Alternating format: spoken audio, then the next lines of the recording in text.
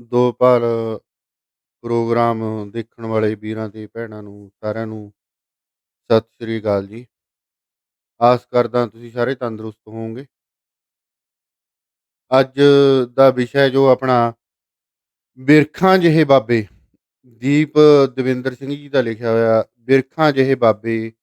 ਅੱਜ ਫਿਰ ਉਹ ਨਿਗਾਹ ਚੜਿਆ ਸੀ, ਸੜਕ ਪਾਰਲੇ ਕੰਢੇ ਖੜਾ ਸੀ, ਕਿਸੇ ਰਿਕਸ਼ੇ ਟੈਂਪੂ ਦੀ ਉਡੀਕ ਕਰ ਰਿਹਾ ਲੱਗਦਾ ਸੀ।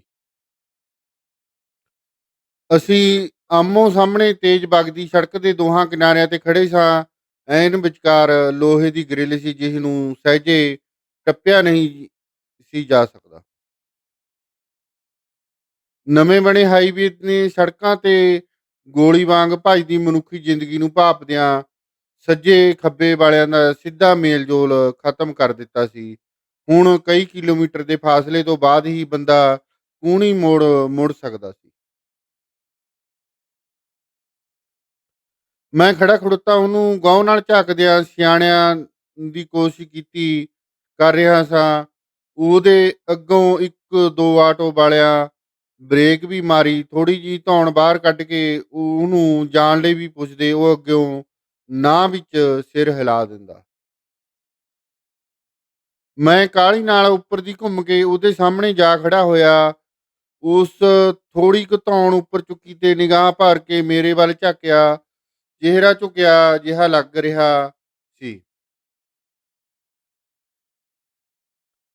ਸਿਰ ਉਤਲੀ ਪੱਗ ਤੇ ਲੜ ਵੀ ਐਵੇਂ ਬੇਰਤੀ ਤਰੀਬੇ ਸਨ, ਜਿਵੇਂ ਕਾਲੀ ਕਾਲੀ ਬਗੈਰ ਸ਼ੀਸ਼ੇ ਵਿੱਚ ਝਾਤੀ ਮਾਰਿਆ ਹੀ ਸਿਰ ਤੇ ਬਲੇਟ ਲਏ ਹੋਵੇ।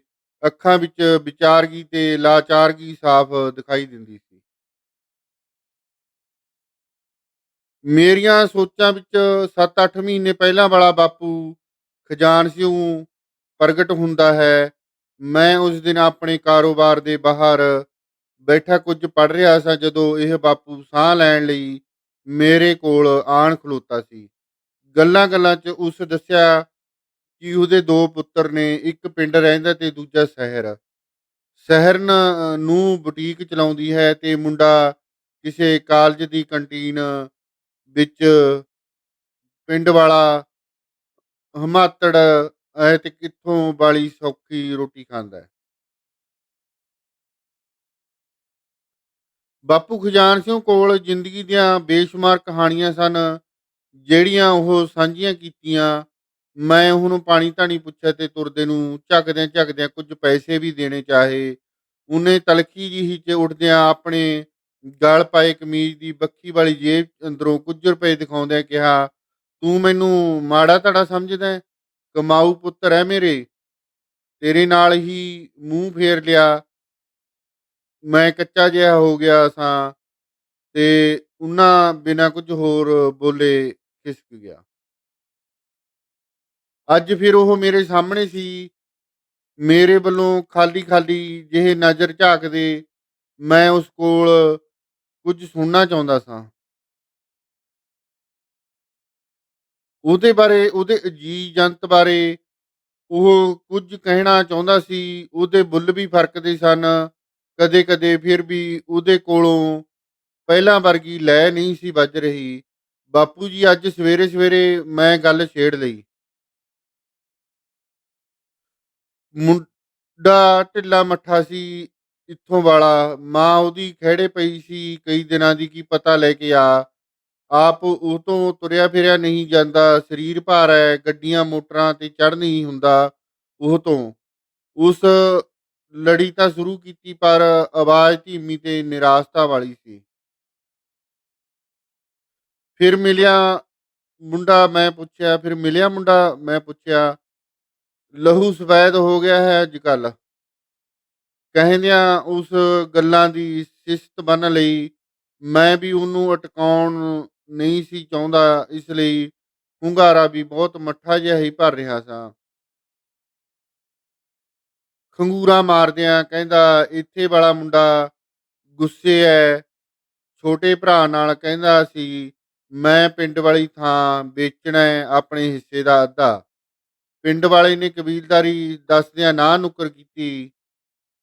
ਆਪਾਂ ਬੁੱਢਾ ਬੁੱਢੀ ਜਿਹਦੇ ਬੂਹੇ ਬੈਠੇ, ਉਹਦੀ ਖੈਰ ਮੰਗਦਿਆਂ ਸਮਝਾਇਆ, ਨਾ ਵੇਚ, ਭੁੱਖੇ ਧਿਆਇਆ ਰਹਿ ਕੇ ਥਾਂ ਬਣਾਈ ਐ, ਬਣਿਆ ਰਹਿਣ ਦੇ।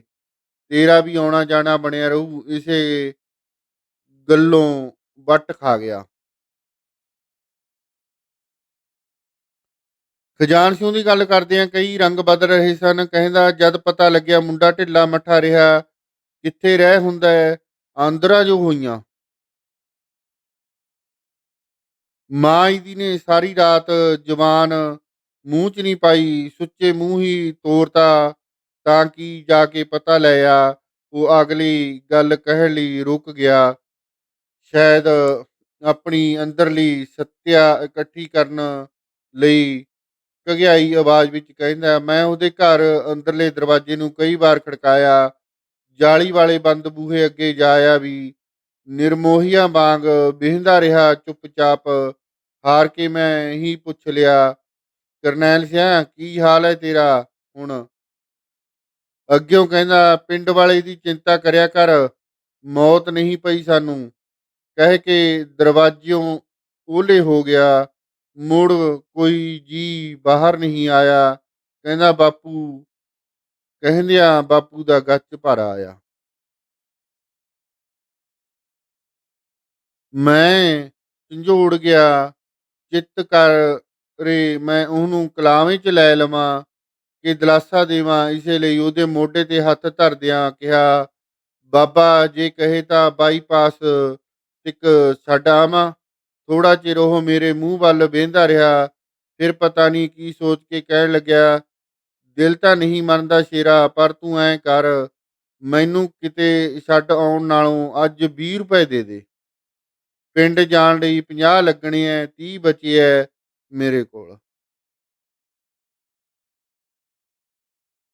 ਮੈਂ ਕਾਹਲੀ ਨਾਲ 100 ਦਾ ਨੋਟ ਕੱਢ ਕੇ ਉਹਦੇ ਵੱਲ ਵਧਾਇਆ। ਉਹਨੇ ਅੱਗਿਓਂ ਦੋਵੇਂ ਹੱਥ ਪਿਛਾਂਹ ਕਰਦਿਆਂ 20 ਰੁਪਏ ਵਾਲਾ ਨੋਟ ਦੁਹਰਾਈ ਪਾ ਪਾੜਿਆ। ਕੀ ਕਰਨਾ ਹੈ? ਮੈਂ ਵਾਧੂ ਪੈਸੇ, ਪਿੰਡ ਪਹੁੰਚਣ ਲਈ 20 ਦੀ ਲੋੜ ਹੈ ਬਸ।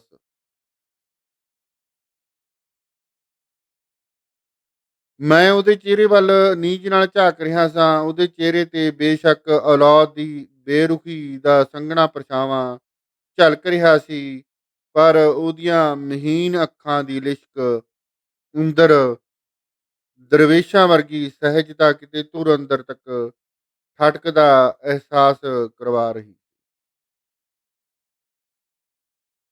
ਇਹ ਬਿਰਤਾਂਤ ਦੀਪਿੰਦਰ ਸਿੰਘ ਜੀ ਦਾ ਲਿਖਿਆ ਹੈ। ਬਿਰਖਾਂ ਜਿਹੇ ਬਾਬੇ, ਅੱਜ ਕੱਲ ਹਾਲਾਤ ਹੀ ਐਸੇ ਹੋ ਗਏ ਨੇ। ਕੁਛ ਕਬੀਲਦਾਰੀਆਂ, ਹਰੇਕ ਆਪਣੀ ਆਪਣੀ ਸੋਚਦਾ ਹੈ ਵੀ ਮੈਂ ਆ ਆਪਣੀ ਪੁਰਾਣੀ ਜ਼ਮੀਨ ਜਾਇਦਾਦ ਜੋ ਵੀ ਹੈ ਵੇਚ ਵੱਟ ਕੇ ਐ ਕਰ ਲਾਂ, ਉਹ ਕਰ ਲਾਂ। ਜਦ ਕਿ ਜੋ ਜੱਟ ਜੱਦੀ ਪੁਰਸ਼ ਤਾਂ ਜਾਇਦਾਦਾਂ ਬਣੀਆਂ ਹੁੰਦੀਆਂ ਨੇ, ਸਾਡੇ ਬਜ਼ੁਰਗਾਂ ਦੀਆਂ ਬਣਾਈਆਂ ਹੁੰਦੀਆਂ ਨੇ। ਉਹਨਾਂ ਦਾ ਮੁੱਲ ਨਹੀਂ ਕੋਈ ਤਾਰ ਸਕਦਾ, ਨਾ ਦੁਬਾਰੇ ਉਹ ਬਣਨ। ਲੱਖਾਂ ਕਰੋੜਾਂ ਤੁਸੀਂ ਇਨਵੈਸਟਮੈਂਟਾਂ ਕਰ ਲਓਗੇ, ਤਰੱਕੀਆਂ ਕਰ ਲਓਗੇ, ਪਰ ਜੋ ਸਕੂਨ ਆਪਣੇ ਪਿੰਡ, ਭਾਈਚਾਰੇ, ਸ਼ਰੀਕੇ ਵਿੱਚ ਮਿਲੂਗਾ ਜਾ ਕੇ, ਤੁਹਾਨੂੰ ਵੱਡੇ ਵੱਡੇ ਸ਼ਹਿਰਾਂ 'ਚ ਪਾਏ ਫਲਾਈਟਾਂ, ਮਹਿੰਗੀਆਂ ਕੋਠੀਆਂ ਪਾਈਆਂ ਤੋਂ ਨਹੀਂ ਮਿਲਦਾ।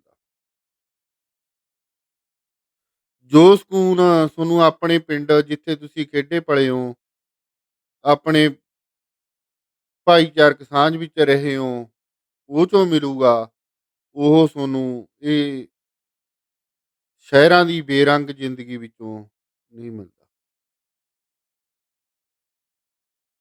ਕਹਿਣ ਨੂੰ ਜੋ ਮਰਜ਼ੀ ਕਹੀ ਜਾਵੇ, ਪਰ ਟਣਕ ਤਾਂ ਜਾ ਕੇ ਦਿਲ ਦੀ ਉੱਥੇ ਹੀ ਵੱਜਦੀ ਹੈ, ਪਿੰਡ ਵੱਲ ਨੂੰ, ਮੇਰੇ ਆਪਣਿਆਂ ਵੱਲ ਨੂੰ। ਹਾਂ, ਉਹ ਵੱਖ ਗੱਲ ਹੈ, ਜੋ ਨਾ ਚਾਹੁਣ ਜਾਂ ਨਾ ਚਾਹੁਣ, ਪਰ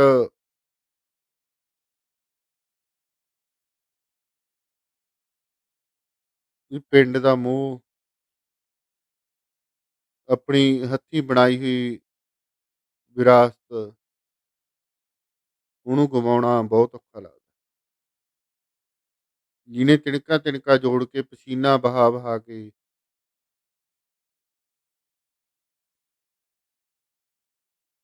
ਕੋਈ ਪੁਰਾਣੇ ਟਾਈਮ 'ਚ ਗੱਡਿਆਂ ਦੇ ਰੇੜਿਆਂ ਦਾ ਕਿਰਾਇਆ ਲਾਉਂਦਾ ਸੀ, ਗੱਡਿਆਂ ਦਾ ਕਿਰਾਇਆ ਲਾਉਂਦਾ ਸੀ, ਕੋਈ ਸਾਈਕਲਾਂ ਤੇ ਕੋਈ ਸਮਾਨ ਵੇਚਦਾ ਸੀ ਜਾਂ ਕੋਈ ਉਹ ਕਰਦਾ ਸੀ। ਅੱਜ ਕਈ ਦੁਕਾਨਦਾਰਾਂ ਨੂੰ ਪੁੱਛ ਲਓ, ਉਹਨਾਂ ਦੇ ਬਜ਼ੁਰਗ ਪਹਿਲਾਂ ਸਾਈਕਲਾਂ ਤੇ ਜਾ ਕੇ ਪਿੰਡਾਂ ਵਿੱਚ ਸਮਾਨ ਵੇਚਣ। ਕੋਈ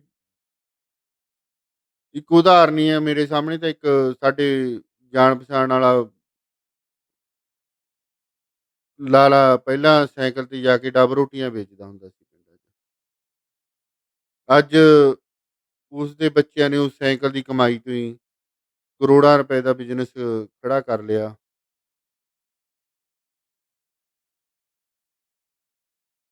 ਮਿਹਨਤ ਨੂੰ ਰੰਗ ਨੇ, ਜੋ ਮਿਹਨਤ ਕਰਦਾ ਹੈ, ਉਹਨੂੰ ਮਿਲਦੀ ਹੈ।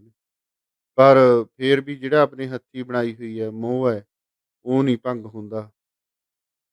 ਤੁਸੀਂ ਜਿੱਥੇ ਮਰਜ਼ੀ ਦੇਸ਼ ਦੁਨੀਆ ਦੇ ਕਿਸੇ ਕੋਨੇ ਤੇ ਵਗ ਜਾਓ, ਤੁਹਾਡਾ ਆਪਣਾ ਆਪਣਾ ਗਲੀ ਮੁਹੱਲਾ ਤੁਹਾਨੂੰ ਖਿੱਚ ਪਾਊਗੀ ਪਾਊਗਾ। ਖ਼ਾਸ ਕਰਕੇ ਜਿਹੜੇ ਬਜ਼ੁਰਗ ਨੇ, ਉਹ ਤਾਂ ਬਿਲਕੁਲ ਵੀ ਨਹੀਂ। 45 ਸਾਲ ਤੋਂ ਬਾਅਦ ਤੁਹਾਨੂੰ ਯਾਦ ਆਊਗੀ ਹੀ ਆਊਗੀ ਆਪਣੀ ਮੁੜ ਕੇ ਵਤਨ ਦੀ, ਆਪਣੇ ਪਿੰਡ ਦੀ, ਆਪਣੇ ਦੇਸ਼ ਦੀ, ਆਪਣੇ ਗਲੀ ਮੁਹੱਲੇ ਦੀ। ਇਹਨੂੰ ਮੋਹ, ਪਰ ਉਸ ਟਾਈਮ ਨੂੰ ਔਲਾਦ ਭੁੱਲ ਚੁੱਕੀ ਹੁੰਦੀ ਹੈ ਵੀ ਸਾਡੇ ਬਜ਼ੁਰਗਾਂ ਨੇ ਇਹ ਜ਼ਮੀਨ ਜਾਇਦਾਦਾਂ ਜੋ ਬਣਾਈਆਂ, ਕਿੱਦਾਂ ਬਣਾਈਆਂ, ਉਹ ਵੇਚਣ ਲੱਗੇ ਮਿੰਟ ਲਾਉਂਦੀ ਹੈ।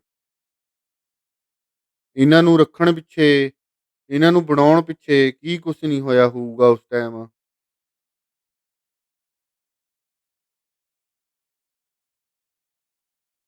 ਪਰ ਜਿਹੜੀ ਹੁਣ ਦੀ ਪੀੜ੍ਹੀ ਹੁੰਦੀ ਹੈ, ਉਹਦੇ ਵਾਸਤੇ ਉਹਨੂੰ ਬਣੀ ਬਣਾਈ ਚੀਜ਼ ਮਿਲ ਜਾਂਦੀ ਹੈ। ਉਹ ਉਸ ਬਾਰੇ ਸੋਚਦੀ ਨਹੀਂ, ਉਹਨੂੰ ਸੌਖਾ ਲੱਗਦਾ ਵੀ ਇਹ ਤਾਂ ਆਪਣੇ ਕੋਲੇ ਇੱਕ ਚੀਜ਼ ਪਈ ਹੈ, ਇਹਨੂੰ ਵੇਚ ਵੱਟ ਕੇ ਆਪਾਂ ਆਹ ਕੰਮ ਕਰ ਲੈਂਦੇ ਹਾਂ। ਪਰ ਜਿਹੜੇ ਮਾਂ ਪਿਓ ਦੀਆਂ ਉਸ ਨਾਲ ਯਾਦਾਂ,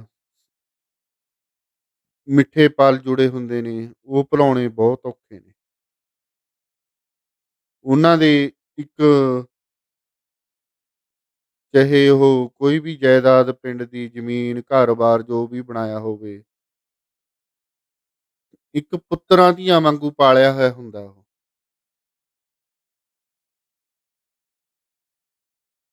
ਆਪਣਾ ਦਿਲ ਦਾ ਟੁਕੜਾ ਲੱਗਦਾ ਹੈ ਉਹਨਾਂ ਨੂੰ, ਉਹ ਨਹੀਂ ਛੱਡ ਸਕਦੇ। ਇਸੀ ਤਰ੍ਹਾਂ ਅੱਜ ਬਿਰਖਾਂ ਜਿਹੇ ਬਾਬੇ ਦਵਿੰਦਰ ਸਿੰਘ ਜੀ ਦਾ ਲਿਖਿਆ ਹੋਇਆ ਬਹੁਤ ਸੋਹਣਾ ਲੇਖ ਆ। ਚਾਹੇ